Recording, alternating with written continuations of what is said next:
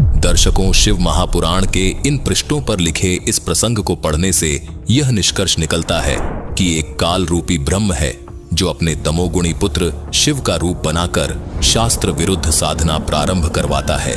दर्शकों, ये काल ब्रह्म यानी सदाशिव ब्रह्मा, विष्णु और महेश का पिता है।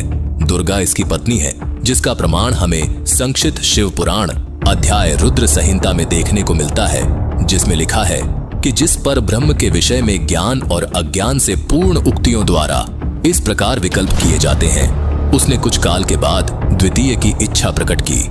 उसके भीतर एक से अनेक होने का संकल्प उदित हुआ।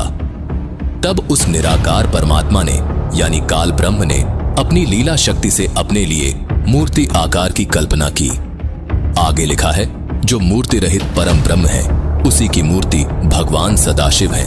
यानी ये वो काल ब्रह्म है जिसको ब्रह्मा कुमारी पंथ वाले ब्रह्मा बाबा कहते हैं। इसी ब्रह्म को अर्वाचीन और प्राचीन विद्वान ईश्वर कहते हैं। उस समय एकाकी रहकर स्वेच्छानुसार विहार करने वाले उन सदाशिव ने अपने विग्रह से स्वयं ही एक स्वरूपभूता शक्ति की सृष्टि की, जो उनके अपने श्रीअंग से कभी अलग होने वाली नहीं थी।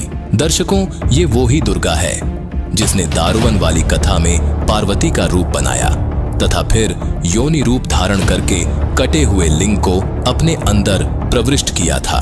उस पराशक्ति को प्रधान, प्रकृति, गुणवती, माया, बुद्धि तत्व की जननी तथा विकार रहित बताया गया है, जिसे अंबिका, सर्वेश्वरी, त्रिदेव जननी और मूल कारण भी कहा जाता है।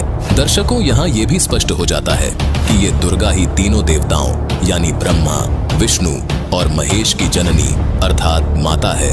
सदाशिव द्वारा प्रकट की गई उस शक्ति के 8 भुजाएं हैं। नाना प्रकार के आभूषण उसके श्रीअंगों की शोभा बढ़ाते हैं।